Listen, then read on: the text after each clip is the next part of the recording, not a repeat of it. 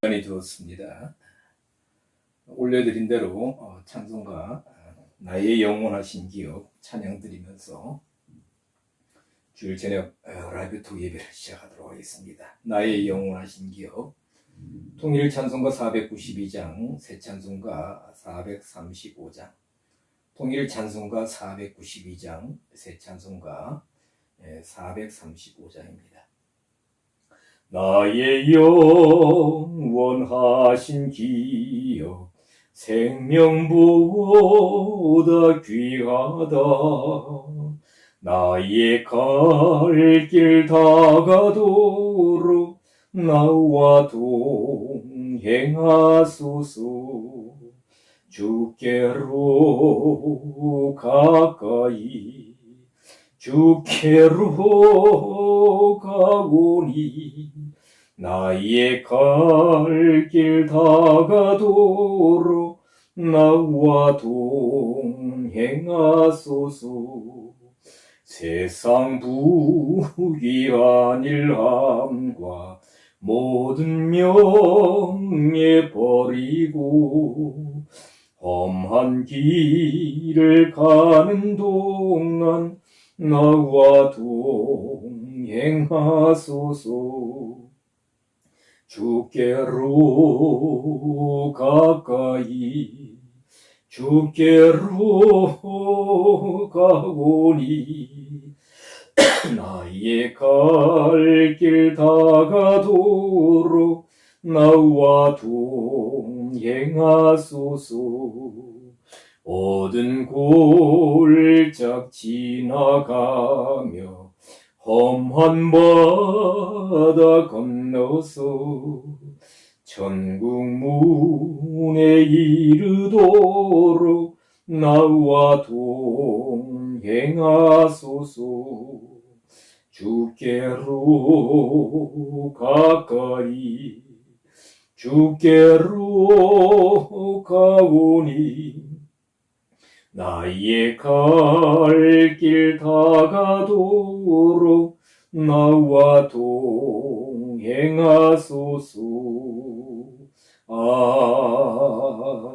아멘. 하나님 말씀 보시겠습니다. 올려드린 대로 요한복음 3장 11절부터 15절까지 말씀, 요한복음 3장 11절로 15절 말씀 제가 봉독하겠습니다. 진실로 진실로 내게 이르노니 우리 아는 것을 말하고 본 것을 증거하노라. 그러나 너희가 우리 증거를 받지 아니하는도다. 내가 땅의 일을 말하여도 너희가 믿지 아니하거든. 하물며 하늘 일을 말하면 어떻게 믿겠느냐. 하늘에서 내려온 자 곧 인자 외에는 한데 올라간 자가 없느니라. 모세가 광야에서 뱀을 든 것과 같이 인자도 들려야 하리니 이는 저를 믿는 자마다 영생을 얻게 하려 하심이니라. 아멘. 자, 오늘은 우리가 사실 12절을 중심으로 해서 내가 땅의 일을 말하여도 너희가 믿지 아니하거든. 하물며 하늘 일을 말하면 어떻게 믿겠느냐. 그래서 제목을 하늘 일들을 말씀하심이라는 제목으로 말씀을 잠시 나눠보도록 하겠습니다. 예수님께서 땅의 일과 하늘 일을 이렇게 대조적으로 말씀하셨는데요. 자, 땅의 일을 말한다, 말씀하셨다. 그럼 예수님이 땅의 일을 말씀하러 오셨느냐? 땅의 일만을 알려주려고 오셨느냐? 그렇죠. 우리가 사실 보면 세상에 하나님 없이, 복음 없이 하는 모든 일들은 땅의 일들입니다. 그렇죠.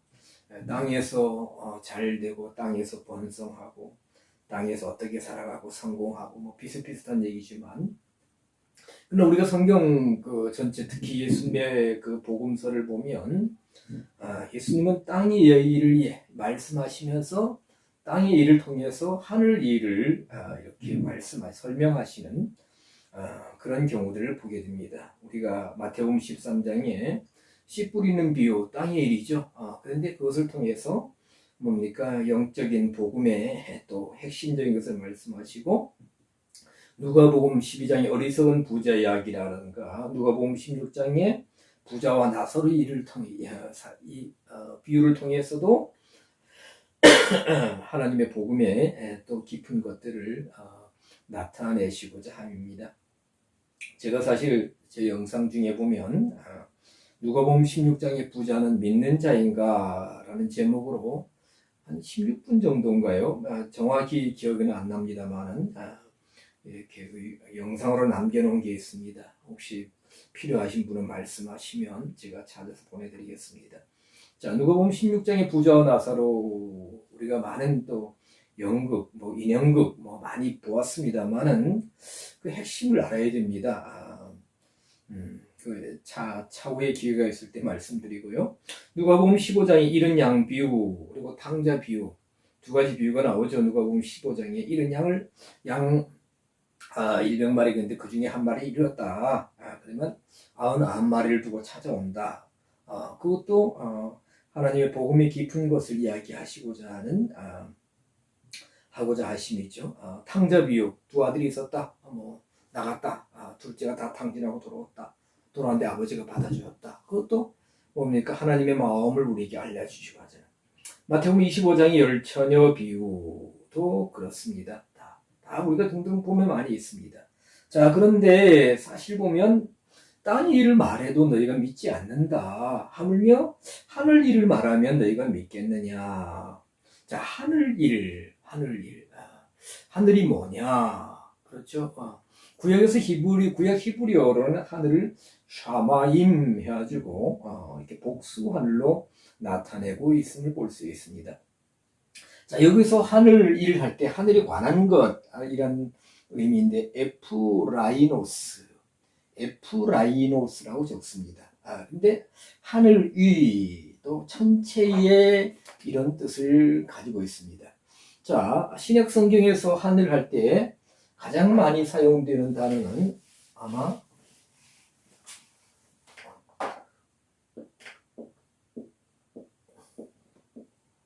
우라노스 하늘입니다. 우라노스. 여기 보이죠? 우라노스 하늘이 있고요. 또 한 단어가 있는데 아에르는 주로 이제 공중, 사실 보면 공기입니다. 공기 이런 뜻이 있는데 이런 하늘이 있는데 또 에프라이노스 그 하늘이 있는 것을 우리가 알아야 합니다. 자, 유대인들은 하늘을 삼층전 개념으로 이해했습니다. 느헤미야 9장 6절에 보면 느헤미야 총독이죠, 그죠? 하늘과 하늘들의 하늘 해가지고 하늘 보이는 하늘, 그렇죠?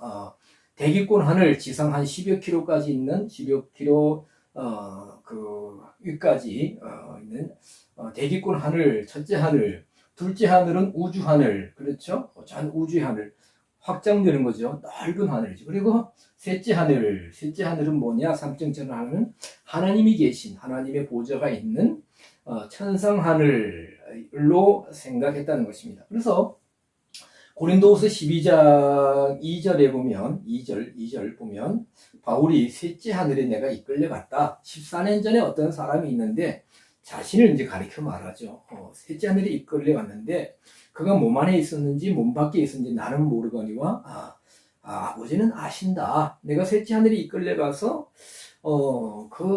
말할 수 없는 말을 들었다. 그래서 셋째 하늘에 가서 말할 수 없는 말을 들었는데 사람이 가히 이르지 못할 말이다 라고 사도 바울이 말하는 것을 볼 수가 있습니다. 자, 그래서 셋째 하늘은 천상 보좌 하늘이다. 조금 후에 더 말씀드리겠습니다만은, 그래서 에프라이노스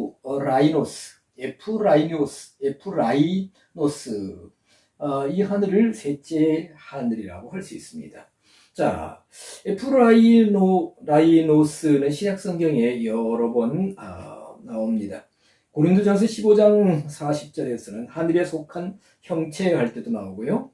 에베소서 1장 3절 하늘에 속한 모든 신령한 복, 에베소서 1장 20절 하늘에서 자기 오른편에, 에베소서 2장 6절 예수 안에서 함께 하늘에 앉히심, 디모데후서 4장 18절 그의 천국에 들어가도록, 히브리서 3장 1절 하늘의 부르심을 입은, 6장 4절 하늘의 은사를 맛보고, 그래서 11장 16절 본향을 사모하니 곧 하늘에 있는 것이다. 그래서 뭔가 우리의 발길이 닿을 수 없는, 우리가 도저히 우리의 힘과 우리의 능력으로는 이룰 수 없는 어떤 하나님의 보좌에 있는 셋째 하늘, 거기에 하나님의 보좌가 있고 우리를 위해서 예비하신 천상의 어떤 특별한 또 놀라운 세계가 있고, 그렇죠? 뭐라고 표현하겠습니까만 천상 세계가 있고, 그리고 중요한 것은 보면 여기서 우리는 그 예수님이 내가 뭐예요? 하늘의 일들을 말하면, 이런 표현을 아까 보았습니다만은 하늘 일을 말하면, 한글 성경 그렇습니다만 원전에 보면 복수형입니다. 하늘 일을 할 때에 일들 해서 복수입니다. 복수형. 하늘 일들을 말하면 너희가 믿겠느냐 했는데, 그러면 하늘 일들이라는 것이 무엇일까? 라는 점을 우리가 고민해 봐야 됩니다. 그리고 예수님께서 이어서 뭐라고 하시느냐? 그렇죠? 하늘에서 내려온 자고 인자 외에는 하늘에 올라간 자가 없느니라. 사실 이 말씀도 굉장히 난해 구절로 여기고 있고요. 그리고 모세가 광야에서 뱀을 든 것 같이 인자도 들려야 한다. 이는 저를 믿는 자마다 영생을 얻게 하려 하심이니라 하면서 하나님이 세상을 이처럼 사랑하사 독생자를 주셨다. 이는 저를 믿는 자마다 멸망치 않고 영생을 얻게 하려 하심이니라. 독생자를 주신 하나님의 그 기쁘신 뜻, 하나님의 목적을 말씀하는 것을 하시는 걸 볼 수 있는데, 우리는 사실 예수님의 오늘 이 말씀을 통하여, 특히 12절의 말씀을 통하여 우리는 땅의 일을 통하여, 땅의 일을 가지고 하늘 일들을 말씀하시는, 그렇죠, 비유를 말씀하시고 예를 들어 말씀하시며 하늘의 일들을, 하늘에 속한 하나님의 뜻을, 깊은 뜻을 우리에게 전달해 하시고자, 가르쳐 주시고자 하는, 알려주시고자 하는 주님의 말씀을 이해해야 되지만, 깨달을 수 있어야지만, 하늘 일들을, 에프라이노스의 일들을 바로 다이렉트로 말씀하신다 해도 우리는 그것을 이해하고 들을 수 있는 영적인 지각, 영적인 분별력을 가져야 합니다. 이것을 참되게 이해하고 온전히 받을 수 있는 영적인 사람들이 되어야 하는 것입니다. 사실 제가 요한복음 특히 오늘 12절을 이렇게 준비하면서 굉장히 고심했습니다. 왜 예수님이 이 말씀을 이렇게 말씀하시고 구체적으로 하늘 일들, 즉 에프라이노스의 일들이 무엇인가를 말씀해 놓지 않으셨다는 겁니다.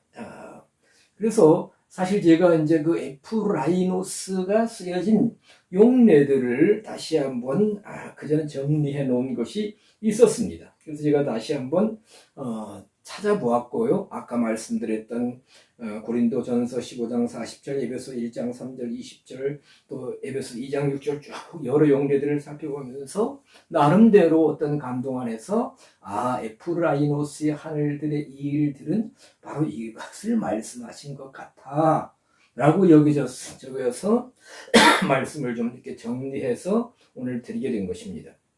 자, 에프라이노스의 하늘의 일들, 에프라이노스의 용례들 가운데 에베소 1장 3절의 말씀이 특히 이제 저에게 다가왔습니다.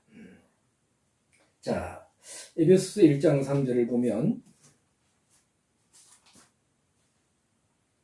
자, 보겠습니다. 찬송하리로다 하나님 곧 우리 주 예수 그리스도의 아버지께서 그리스도 안에서 하늘에 속한 모든 신령한 복으로 우리에게 복 주시되, 곧 창세전에 그리스도 안에서 우리를 택하사 우리로 사랑 안에서 그 앞에 거룩하고 흠이 없게 하시려고.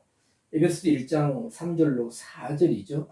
하늘에 속한 모든 신령한 복, 영적인 복, 그래서 우리에게 복 주신다. 하늘에. 여기서 하늘은 뭐예요? 에프라이노스의 하늘입니다. 하늘 위 천체에, 아까 말씀드리기 뭐라 했습니까? 하나님의 천상 보좌가 있는 하늘이라고 했습니다. 그런 하늘에 속한 신령한 복으로 우리에게 복 주시려고 하신다. 그러면 그 하늘에 속한 신령한 에프라이노스의 하늘에 속한 신령한 복을 받으려면 선택하심이 있어야 되고, 그리고 사랑 안에서 그 앞에 거룩하고 흠이 없어야 된다. 그 앞에서 거룩하고 흠이 없어야 된다. 제가 지난주에 말씀드렸나요? 선택, 예정 교리를 잠깐, 이런 교리, 예정 경로교는 예정 교리를 중심으로 한다. 그러나 이제 제가 그것만 말씀드렸지, 예지 예정이냐, 예정 예지냐, 그건 말씀을 안 드렸던 것 같습니다. 그런데 사실 예정 교리에 대해서 우리가 이해할 수 없는 부분들이 참 많이 있는데, 우리가 원어로 보면 하나님의 예정을 좀 더 밝히 이해할 수 있는 부분들이 있습니다. 차차 시간을 나면 말씀을 드리겠습니다만, 우리를 선택하셨다.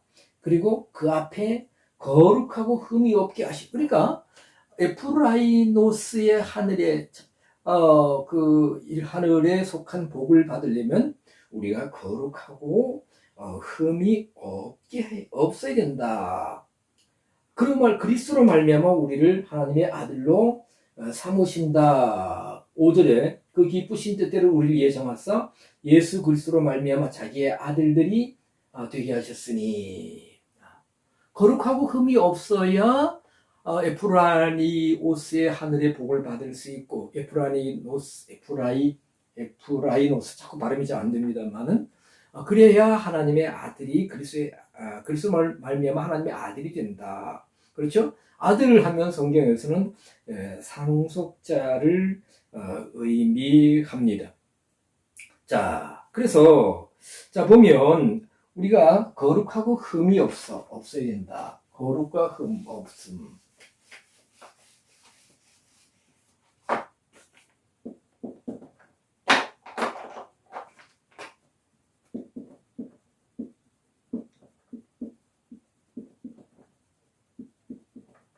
자, 거룩하고 흠이 없게 하시려고 한다. 자, 우리가 구약시대에는 하나님 앞에 드려지는 예배에 있어서, 제사에 있어서 제물은 정결하고 흠없는 제물이어야 합니다. 자, 그래야 하나님이 받으신다는 겁니다. 그리고 데살로니가전서 5장 23절에도 평강의 하나님이 친히 너희를 온전히 거룩하게 하시고 또 너희 온 영과 혼과 몸이 그리스도 광림하실 때 흠없게 보존되기를 원하노라. 하나님 앞에 온전히 드려지려면 구약에서는 흠없는 제물, 정결하고 흠없는 제물이어야 되고, 그리스도 강림하실 때 우리가 하나님 앞에 온전히 드려지는 하나님의 백성이 되려면, 성도가 되려면은 뭐예요? 사도 바울은 데살로니가전서 5장 23절에서 혼과 영과 몸이 흠없게 보존되어야 된다. 베드로서 3장 14절에서는 사도 베드로는 그러므로 사랑하는 자들아 너희가 이것을 바라보나니 주 앞에서 점도 없고 흠도 없이 평강 가운데서 나타나기를 힘쓰라고 했습니다. 자, 주 앞에서 어떻게 해요? 점도 없고 흠도 없이 평강 가운데서 나타나기를. 점도 없고 흠이 없어야 된다는 것입니다. 그러면 이것을 바라본다라고 베드로서 3장 14절에 베드로 사도가 말했는데, 사실 13절에서 보면 의에 거하는 바 새하늘과 새 땅, 의에 거하는 바, 온전한 의만 충만하게 거하는 하나님의 새하늘과 새 땅, 우리가 계시록에 있고 성경 여러 곳에서 이렇게 보여집니다만은, 그런 곳에 우리가 정말 주 앞에서 주 앞에 나타나려면 어떻게 해요? 점도 없고 흠도 없이 점도 없고 흠이 없어야 된다. 정결해야 된다. 거룩해져야 된다는 겁니다. 자, 하나님 보좌 앞에 정결하고 흠 없는 존재로 우리가 드려져야 되고 그런 존재로 서야 되는데, 그러면 그것을 성경에서 어떻게 말씀하고 있는가라는 것을 보아야 됩니다. 사실 우리가 모든 성경 말씀은 아까도 드렸지만 여러 가지 또 세상에 일어나는 우리가 구약에서는 역사라든가 또 세상에 일어나는 여러 가지 일들을 나라들의 이야기를 말하고 있지만은 또 하나님의 또 이렇게 메시지도 있지만 그 사실 속에서 다 하나님의 깊은 뜻을 나타내는 것이고 구약의 모든 말씀은 신약의 예수 그리스도 메시아를 가리키고 있는 것을 볼 수가 있습니다.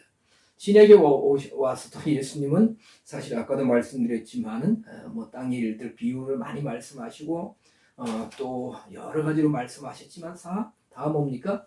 아까 말씀드린 대로 에프라이노스 하늘의 일들, 전체 천상 하늘의 일들을 말씀하시기 위해서 에베소서 1장 3절 4절에 그 앞에서 정결하고 거룩하고 흠없는 존재로 우리를 만드시기 위해서 우리가 되어지기를 원하는 말씀의 뜻에서 그렇게 말씀하신 것으로 봅니다.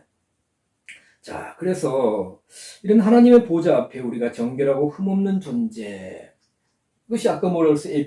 에베소서 1장 3절에서 뭡니까? 하늘에 속한 모든 신령한 복, 영적인 복이다. 그렇죠? 우리가 늘상 얘기하지만 아무리 땅에서 많은 것을 누리고 많은 것을 가졌다 할지라도 하나님 앞에 무엇으로 서겠느냐? 그렇죠? 왜 수백조 원을 가진 사람과 땅에서 몇백만 원도 없이 그렇게 살아가던 사람들이라도 언제가 하나님의 심판대 앞에 설 때는 다 세상적인 것은 아무것도 갖지 못한 상태로 설 것은 분명한 것입니다. 저는 이 말씀을 준비하면서 계시록을 또 이렇게 좀 관심을 가지고 보았습니다. 자, 성경에서 특히 여러 성경 그렇지만은 계시록은 각 시대 교회들의 특징을 에서보드 사빌라 7교회로 말씀하시면서 그 7교회 각 시대의 교회들에게 주어지는 다가오는 유혹과 그 미혹, 유혹과 미혹 같은 얘기입니다만, 그리고 그 유혹을 이기는, 시험을 이기는 자들에게 주실 복을 말씀해 놓고 있습니다. 그리고 이기는 자들은 이 땅에서 어떤 복을 받을 것인가 라는 말씀과 함께 이어서 천년 왕국에서 어떤 지위와 영광을 누릴 것인가, 그리고 영원한 하나님의 새로운 세계, 새하늘과 새 땅, 신천신지라고 그러죠. 새 예루살렘 성에서의 어떤 복에 참여하는가라는 것을 말씀하고 있는 것을 볼 수가 있습니다. 자, 이런 과정을 통해서 뭐냐? 거룩하고 흠이 없게 하신다는 거예요. 거룩하고 흠 없는 존재로 만드신다는 겁니다. 자, 우리가 잘 알다시피 에베소 교회는 열심히 있었습니다만 첫사랑을 잃어버렸다. 첫사랑을 회복하라. 그래서 이기는 자는 생명나무의 과일을 먹도록 하겠다. 원죄는 생명나무에 참여하겠다. 이렇게 되어 있습니다. 그렇죠? 거룩하고 흠없는 정결한 하나님의 백성으로 회복시키기를 원하시는 하나님의 마음을 볼 수가 있다는 겁니다. 서머나 교회는 환난과 많은 궁핍이 있었지만은 실상은 부유한 자다. 죽도록 충성하라. 둘째 사망의 해를 받지 않는다고 하셨습니다. 버가모 교회는 사단의 사단의 자리가 있는 자리였다, 교회였다. 발람의 교훈, 영적 음행을 이렇게 따르는 자들이 있는데 이겨라. 이기는 자에게는 감추었던 만나를 주고 흰 돌을 주겠다고 말씀하셨습니다. 뭐예요? 그리고 두아디라 교회는 뭡니까? 스스로 말하기를 선지자라 하는 여자 이세벨이 있었다. 그 여자 이세벨을 용납하고 있었다. 그 이세벨 여자 거짓 선지자를 통해서 음행이 일어났다. 그래서 이러한 유혹과 모든 것을 이길 때는 만국을 다스리는 권세를 주겠다고 말씀하셨습니다. 그리고 뭡니까? 새벽별을 주시겠다고 하셨죠. 그리고 사대교회 같은 경우는 살았다 하는 이름은 있으나 실상은 죽은 자다. 행위에 온전한 것이 없다. 그렇죠? 이기는 자는 나와 같이 흰옷을 입고 다닐 것이다. 그리고 그 이름을 아버지와 천사들 앞에서 시인할 것이다. 빌라델비아 교회는 작은 능력으로 주님의 말씀을 지켰다. 그리고 배반치 아니했다. 그럴 때에 시험의 때에 우리 한글 성경은 시험의 때를 면하게 한다 그러는데 이것 때문에 이 구절 때문에 사실 환난 주것을이 많은 사람들에게 이렇게 전해졌습니다만은 주장되었습니다만 원전을 보면 시험의 때에 보호해 주신다는 겁니다. 시험의 때는 반드시 있는데 시험의 때를 면해서 대환란이 오기 전에 교회가 싹 들림반다는 말씀이 아니라 시험을 이길 수 있도록 보호해 주겠다는 겁니다. 마치 우리가 코로나 팬데믹도 겪었습니다만은 사실 이게 얼마큼 그 효과가 있었는지 모르겠는데 그렇죠. 백신이 그러면 코로나 통해서 막 고통이 오고 참 많은 분들이 또 유명을 달리하셨지만은 그래도 사람들이 백신 맞으면 저도 사실 몇 번 맞았습니다만은 맞으면 이제 괜찮다 하는 이제 그런 그래도 확신 또 안정감이 들었었잖아요. 또 효과도 좀 있었죠. 자신이 있었습니다만은 자 그래서 빌라델비아의 교회는 시험의 때를 면하게 하는 것이 아니라 시험의 때에 보호해 주겠다. 그게 어떻게 하시는지는 모르겠습니다. 그리고 빌라델비아의 교회에 이기는 자 등은 하나님 성전의 기둥이 되게 하고 그 위에 예루살렘 성, 새 예루살렘 성의 이름을 기록하신다고 했습니다. 그리고 우리가 마지막 때 교회의 모습이라는 라오디게아 교회, 차지도 아니하고 더럽지도 아니하다. 너희들이 사실 부자라 부여해서 부족함이 없다고 하지만은 영적 가난과 영적인 눈먼과 영적인 벌거벗은 것을 알지 못한다. 그래 하시면서 회개를 촉구하시고 이기는 자는 하나님의 보좌에 함께 앉게 하여 주겠다라고 말씀하시는 장면들을 볼 수가 있습니다. 자, 계시록은 사실 보면 사도 요한이 반모섬에서 원전에 보면 헬라어로 우리가 반모섬 하는데 헬라어로 보면 파트모스라는 섬입니다. 그렇죠. 계시록 4장에서 뭡니까? 이리로 올라오라라는 말씀을 듣고 사도 요한이 이렇게 천상세계에 올라가서 하나님의 보좌 그리고 뭡니까? 내생물 24보좌 수많은 시위한 천사들 죽음을 이기시고 그 승리하신 또 부활하신 어린 양의 모습 그런 모습 보았지 않습니까? 그러면 이게 사실 에프라이노스의 하늘이 천지의 하늘이에요. 하늘 위에 하늘 하는 천상 보좌가 있는 그 하늘, 그 하나님의 보좌로부터 뭡니까? 하나님으로부터 받은 천사를 통해서 받은 예수님을 통해서 받고 천사를 통해서 받은 메시지가 이런 내용이라는 겁니다. 물론 사실 아까 말씀드린 7교회에 관한 내용들은 사도 요한이 계시록 4장의 천상 보좌에 올라가기 전에 주어진 말씀입니다만은 이런 메시지를 통해서 뭐예요? 아까 말씀드린 하늘에 속한 모든 신령한 복 거룩하고 그 앞에서 거룩하고 흠이 없게 하시려고 우리를 거룩하게 하는 메시지 흠이 없게 하고 정결하게 만드는 뭡니까? 메시지 이것이 신령한 복이라는 것입니다. 에프라이노스의 하늘에 오르려면 이와 같이 되어야 한다는 것입니다. 물론 우리가 복음이 예수 믿고 복 받아라 하는 복음도 복음입니다. 그러나 이러한 복음은 사실 이제 초보적인 단계이고요. 그리고 우리는 더 성경에서 말씀하시는 더 깊은 핵심적인 메시지로 우리가 나아가야 하는 것입니다. 그러면 그 예수 믿고 복 받으라, 예수 믿고 천국, 예수 천당 불신죠. 그러면 천국에 가려면 어떤 존재가 되어야 하는가라는 것까지 우리가 많이 가르치고 있습니다만은 또 우리가 배우고 있습니다만 더 깊게, 더 바르게, 더 정확하게, 더 성경적으로 가르쳐야 하는 것입니다. 자, 그래서 우리가 계시록 4장 아까 말씀 천상 보좌를 사도 요한이 보면서 6장부터 7인이 떼어지고 이후로 8장부터 뭡니까? 7나팔 그리고 쭉 해서 7대저 우리가 간간에 보면 중간 그 계시 삽입장이라고 그러는데 하늘 위 영광의 광경을 보여주시는 장면들을 볼 수가 있습니다. 그리고 성도들이 이기는 자가 되어서 하늘 위 라이노스의 그 하늘의 복을 받지 못하게 하려고 사단이 어떻게 미혹하고 유혹하고 해방하는가. 그래서 그 대립 과정을 우리가 성경을 통해서 계속해서 계시록에서 보여주면서 끝으로 가서는 그 모든 것을 이긴 자들이 20장의 천년왕국 21장의 영원한 새 예루살렘 성의 모습과 그에 참여하는 자들의 자격과 뭐예요? 그 영광을 보여주고 있는 것을 볼 수가 있다는 것입니다. 사실 오늘날 거의 모든 신학은 역사적 전천년설, 즉 예수님이 재림하시고 이 땅에 역사적으로 실질적으로 천년왕국이 예루살렘을 중심으로 해서 이 땅에 이루어진다.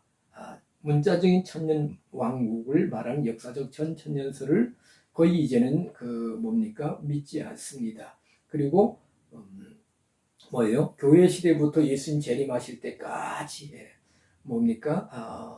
이 복음 시대 전체, 교회 시대 전체를 천년왕국이라 하는 무천년설, 칼빈으로부터 아브라함 카이퍼, 그리고 요즘 현대 많은 신학자들, 그리고 서구 신학을 하고 온 우리 여러 교단에서 학생들을 가르치는 교수님들, 이런 분들이 거의 다 무천년설을 주장하고 있습니다만 대세죠. 그래서 우리가 한 30년 전만, 한 40년 전만 하더라도 그때는 제가 잘 몰라서, 지금도 잘 모르고 있습니다만 무천년설을 주장하면 이상하다 했는데, 요즘은 역사적 전천년설, 천년왕국이 이 땅 위에 실질적으로 이루어진다라고 말하면 다들 오히려 우리를 보고 이상하다고 합니다만은 제가 이렇게 보니까 한 가지 특징이 뭐냐, 옛날 목사님들이나 신학자들은 거의 다 역사적 전천년설을 주장했는데, 이분들의 한일같은 공통점은 성경을 많이 읽었다는 것입니다. 그리고 안타깝게도 무천년설을 주장하는 사람들, 역사적 전천년설을 배제하고 무천년설을 주장하는 사람들은 오히려 성경을 옛날 목사님들처럼 많이 읽지 않는 상태가 아닌가, 그렇게 여겨집니다. 그래서 저는 역사적 전천년설을 주장하는데 신뢰합니다. 그래서 역사적 전천년설, 천년왕국에 들어가려면 거룩하고 흠이 없어야 된다 라고 하는 것을 볼 수가 있습니다. 정결하고 흠이 없는 자, 하나님 보좌 가까이 나아갈 수가 있습니다. 구역에서 성막에서 섬기는 대제사장들과 제사장도 우리가 볼 수 있고, 레위인들도 볼 수 있고요. 그리고 우리가 사실 계시록은 부도덕이나 음행이나 더러운 것이라든가 미혹을 일으키는 거짓 이런 모든 것은 하나님의 영원한 심판이 주어진다라는 과정이 바로 그 당위성, 심판의 과정의 당위성, 정결하고 흠이 없는 자, 하나님의 보좌 가까이, 라이노스 천상 하늘에 가까이 간다라는 그 과정이 바로 계시록이라는 것을 볼 수가 있습니다. 그래서 13절에서 예수님은 요한복음 3장 13절 뭐라 하셨어요? 하늘에서 내려온 자 곧 인자 위에는 하늘에 올라간 자가 없느니라 라는 것을 볼 수가 있는데, 여기서 하늘은 우라노스 하늘입니다. 하늘에 올라간 자가 없다, 그렇죠? 그런데 여기서 보면 하늘에 올라간 자가 없다, 완료형으로 올라간 자가 없다는 것입니다. 즉 뭐나 하면은, 이 말씀은 뭐나 하면 예수님께서 하늘에 그 원전에는 있습니다만 지금 그 한글 성경에는 없는, 여기 보면 하늘에서 내려온 자 곧 하늘에 있는 인자 외에는 하늘에 올라간 자가 없는, 그러니까 예수님은 지금 땅에 계시지만 사실 또 하늘에 계시다. 우리가 하나님의 전지성, 하나님의 속성을 말할 때 편재성이라는 것을 편재성이라는 것이 있어요.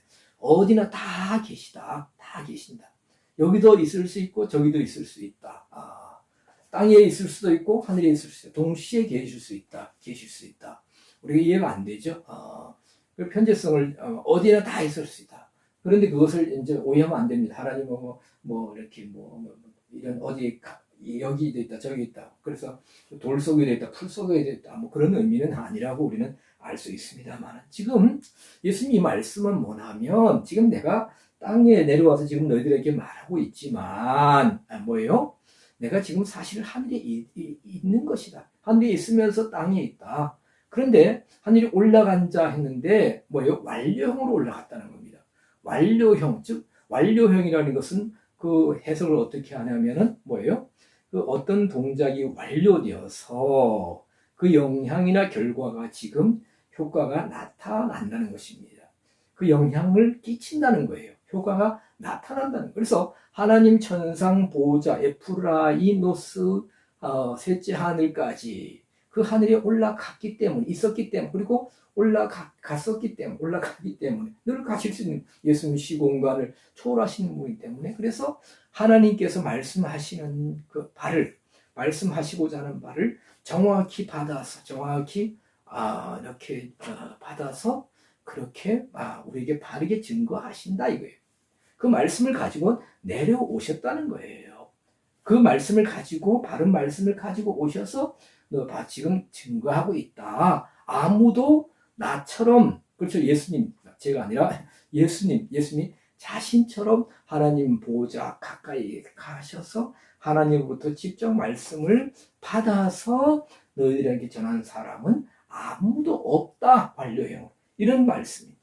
그래서 예수님의 교훈 메시지의 완전성과 온전성을 말씀하시는 거예요. 그러니까 예수님이 전하시는 이 메시지는 오직 하나님으로부터 성부 하나님으로부터 주어졌다라는 것을 말씀하고 있는 것입니다. 우리가 요한복음 7장 17장 8절에도 나는 아버지께서 내게 주신 말씀들을 저희에게 주었사오며 중요한 구절이니까 여러분들 나중에 확인해 보시길 바랍니다. 요한복음 17장 8절 그렇죠? 그리고 10절 내 것은 다 아버지의 것이요 아버지의 것은 다 내 것이온데 그렇죠?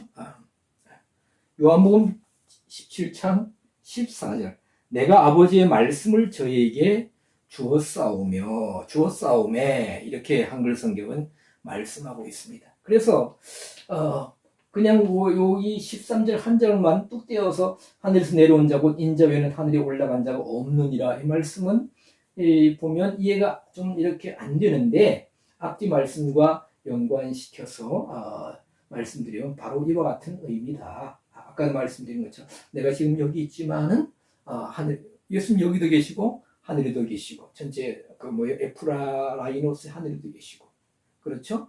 그와 같이 완전하게 올라가서 어떤 완료형으로 올라가서 아버지로부터 말씀을 받아서 그것을 정확하게 전달하고 가르치는 그런 사람은 아무도 없다. 그 말씀을 가지고 내려왔다. 이런 의미라는 것을 볼 수가 있습니다.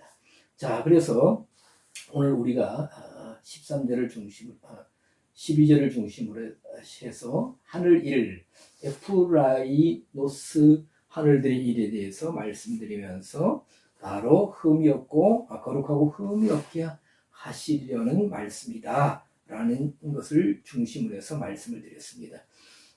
좀 더 이해가 안 되시면 영상을 한번 좀 더 보시고 또 혹시 이해가 안 되시면 저한테 질문을 주시길 바랍니다. 기도하겠습니다. 하나님 아버지 감사합니다. 짧은 시간 말씀을 나누었습니다.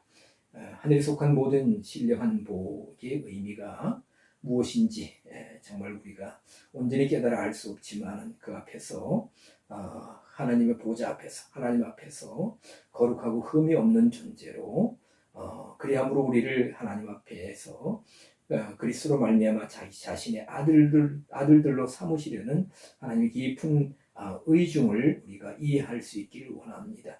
깨달을 수 있기를 원합니다. 그리고 그와 같은 존재들이 되기 위해서 정말로 땅의 일들에서 일들의 마음을 빼앗기지 않게 하시고 우리가 땅의 것을 얻으려고 해도 얼마나 많은 아버지여 자기 절제와 훈련과 애씀과 노력이 필요합니까?